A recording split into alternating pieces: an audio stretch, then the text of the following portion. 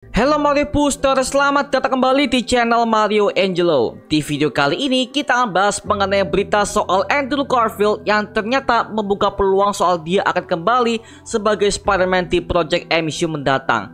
Tapi kira-kira bagaimanakah nasib Project The Amazing Spider-Man ketiga nanti ya? Apakah bakal dibuat atau justru akan menjadi hoax doang? So Mario Booster, let's break down this video.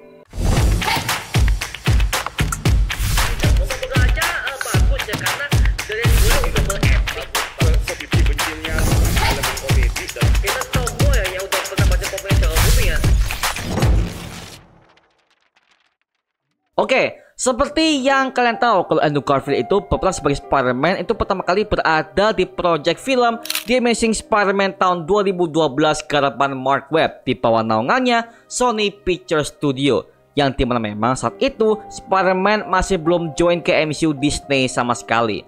Dan memang dalam segi film dan juga hasil akhirnya itu oke-oke aja sih, cuman memang agak lebih dark daripada versi Tobey Maguire punya.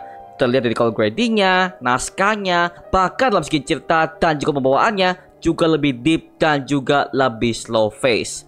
Dan juga musuh pertama yang diangkat itu adalah Dr. Kurt Connors alias The Lizard, yang dimana memang Lizard ini merupakan sosok villain yang berbentuk seperti kadal mutant yang mampu menjadi lawan yang paling merepotkan bagi Spider-Man di versi komik Marvel, yang dimana hasilnya cukup bagus sih ya, tapi ternyata banyak fans yang gak suka dengan hasil akhirnya dikarenakan para fans itu masih belum move on dengan Spider-Man-nya versi Tobey Maguire. Makanya banyak fans yang mengujar film The Amazing Spider-Man tahun 2012 di awal penayangannya.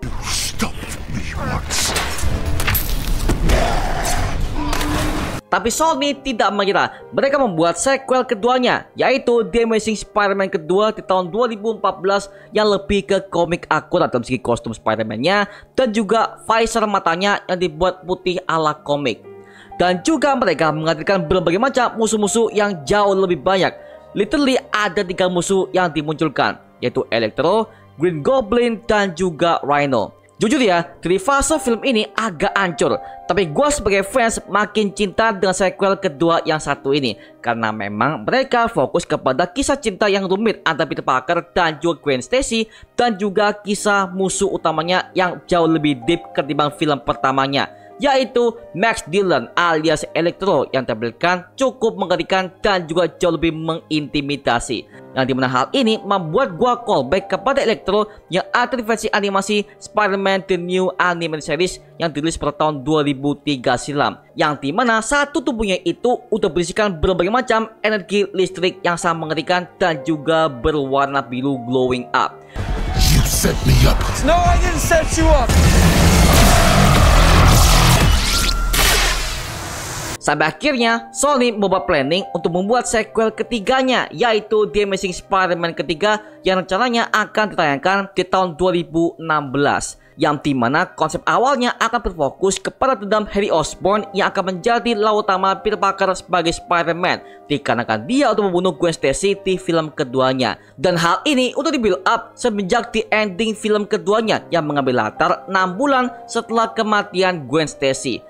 Ditambah Peter Parker untuk mendapatkan pacar barunya, yaitu Mary Jane Watson yang diperankan oleh Shailene Woodley, yang dimana model MJ-nya juga berbeda dari versi Kristen Dunst dulu, jauh lebih tomboy dan juga anak motor banget. Bahkan dia hampir muncul di bagian ending The Amazing Spider-Man kedua ketika dia bertemu dengan Peter Parker yang bersedih akibat kehilangan Gwen Stacy. Dan juga kabarnya dia akan muncul di bagian ending ketika dia akan menghadapi Rhino yang menghancurkan restorannya. Jadi memang film ketiga ini sebagai setup yang bagus untuk membentukkan Sinister Six, yang dimana di endingnya kita udah melihat ada begitu banyak musuh yang dibuat oleh Oscorp Industries sebagai pasukan tempur. Di antaranya adalah Venom, Doc Ock, Vulture, dan juga Rhino. Ditambah lagi ada Green Goblin versi Harry Osborn dan juga Gustav Fiers sebagai tangan kanannya. Literally konsepnya udah siap semua, tinggal mereka syuting dan juga penggarapan naskah yang jauh lebih matang. Tapi saat itu film keduanya ternyata nggak terlalu menjual dan juga mereka sangat rugi banget. Makanya Sony akhirnya deal-dealan dengan pihak Disney untuk melakukan perjanjian bahwa Spider-Man akan muncul di MCU. Dan akhirnya Spider-Man debut sebagai cameo di Captain America Civil War tahun 2016, yang dimana Sony profit dengan lisensi dan juga penjualan merchandise-nya, sedangkan Disney profit dari segi penjualan tiket bioskop untuk film yang melibatkan Spider-Man di MCU. Makanya kisah Andrew Garfield sebagai Spider-Man ini akhirnya berhenti di film kedua tersebut.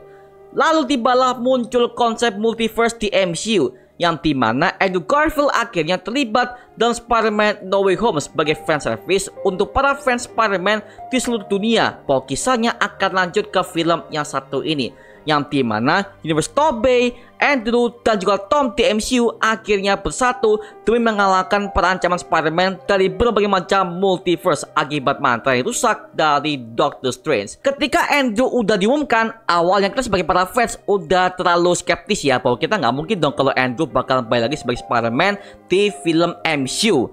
Dan tiba-tiba kita mendapatkan leaknya dari para scooper dan juga para leaker yang ada di Twitter dan juga di website Reddit yang jadi gempar saat itu ya. Namun hal itu disangkal oleh Andrew sendiri yang mengatakan bahwa itu semuanya hanya sebuah Photoshop. Tapi ketika filmnya tayang, kita semua teriak pas dia muncul dari portalnya si Ned. Wadaw, itu gue masih ingat. Satu studio itu teriak semua. Woo!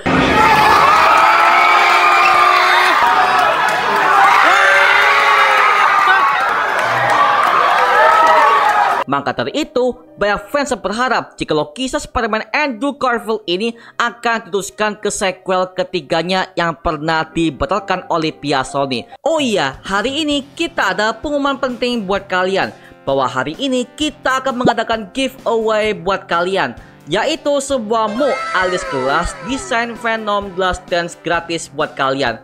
Mau nggak? Caranya gampang banget. Kalian wajib follow akun Instagram kita @MarioAngelos dan juga wajib subscribe channel YouTube kita Mario Angelo.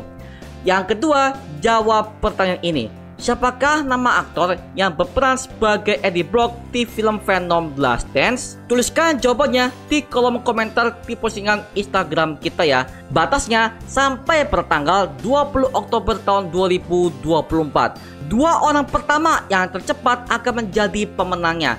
Dan hasil akhirnya akan kita announcement di live streaming YouTube kita pertanggal 21 Oktober tahun 2024 jam 8 malam. Oke, buruan ya, jangan sampai kehabisan. Kita tunggu jawaban dari kalian. Oke, adios semuanya. Tapi baru-baru ini kita mendapatkan sebuah kabar kalau dia akan kembali sebagai Spider-Man jikalau naskah yang ia terima ini memang bagus dan juga membuat dia tertarik untuk main ke project yang satu itu. Semoga aja ya dia ngetis kepada project The Amazing Spider-Man ketiga. Tapi gue sebagai fans juga berharap kalau dia akan tampil ke project MCU berikutnya yang melibatkan konsep multiverse yang jauh lebih gila dan juga jauh lebih kompleks ketimbang film Deadpool and Wolverine kemarin. Karena cuma dia satu-satunya Spider-Man yang gak mendapatkan trilogi solonya selain Tobey dan Tom Holland yang udah dapat duluan. Please Sony Pictures, semoga kamu nonton video yang satu ini ya, karena gue sebagai fans berharap sekali kalau sequel ketiganya akan kalian buat untuk kisah Andrew Garfield di Marvel Sony ya. Please banget lah. Karena jujur aja di film keduanya itu endingnya sangat menggantung banget. Setelah Gwen udah tewas, Rhino bertarung dengan Spider-Man di akhir film. Tapi kita nggak tahu bagaimana akhir kisahnya.